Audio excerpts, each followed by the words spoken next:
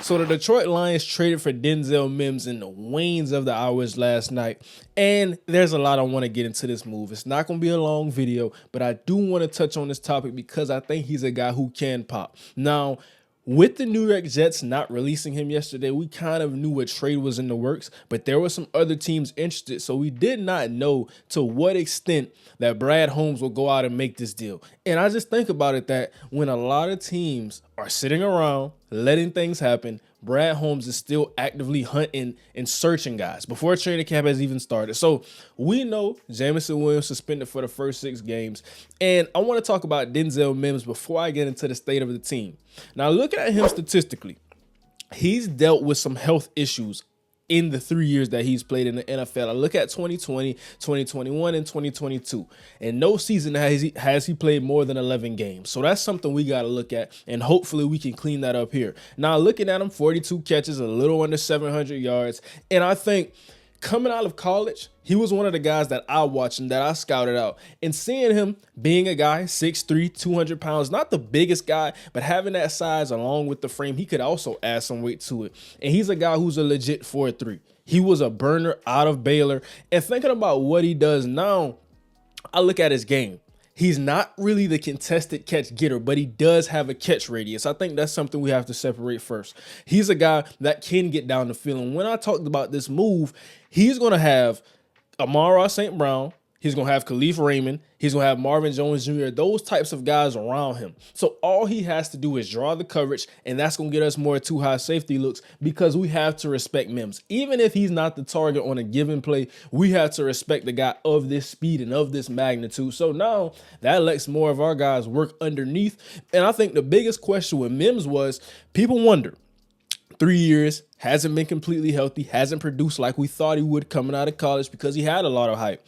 And the thing was, is this a mental thing? Is this something that he doesn't have the drive? Is he not the first guy in, last one out? Is he not that type of guy in the locker room with his teammates, that he hasn't progressed? Is he not working hard enough? And I think that's what a lot of Lions fans are questioning, but I said it. I think this was a very attainable move. I think this was a reasonable move to talk about. And if they made this move, I believe in Brad Holmes and his process that he and Dan Campbell and the wide receivers coach, they looked at this through and through and understood what was going on. Now, I want to talk about that first season because had 44 targets, 23 catches, a little under 400 yards.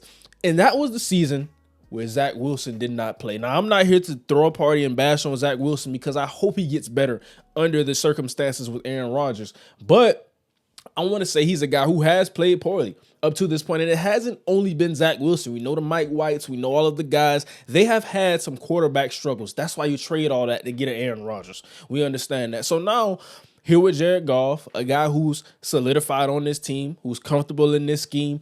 And I talk about the linebackers. I talk about worrying about, not really worrying, I talk about looking for the training camp battles, looking at the secondary and seeing how that is going to pan out. I want to see Brian Branch, what he does, because I think he's very talented. I look at the linebackers, Derek Barnes, Alex Anzalone, Malcolm Rodriguez. But now I see the receivers. And I think this is a group who's added themselves into the training camp battles that I'm really looking at because, of course, we know our first 4 guys, and I'm talking about Amon, I'm talking about J-Mo, I'm talking about Marvin Jones Jr., Josh Reynolds.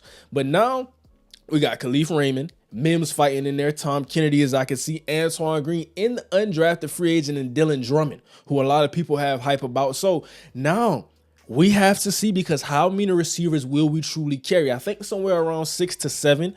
And then we know Jameson Williams is going to come back, so we have to keep that in mind as well. So this is a position group to watch now. I want to know what you guys think about the move. Can Jared Goff unlock some of the things we know that Denzel Mims has in him? Will he be a guy that just draws different coverage looks, even if he's not getting the football?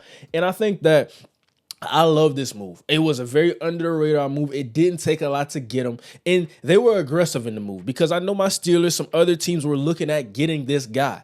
But then they went out and get him. They did not let him hit waivers because they were the 18th team in the waiver process. So probably they weren't going to get him based on what I'm seeing with the teams who also had interest in him. So like I said, a very good move, aggressive by Brad Holmes, and I got to like it. So talking about that move, just wanted to touch on that quickly. A guy who has a lot of potential. We want to see, can he stay healthy? Can he unlock that here? Training camp's around the corner. this is a guy who we should keep our eyes on.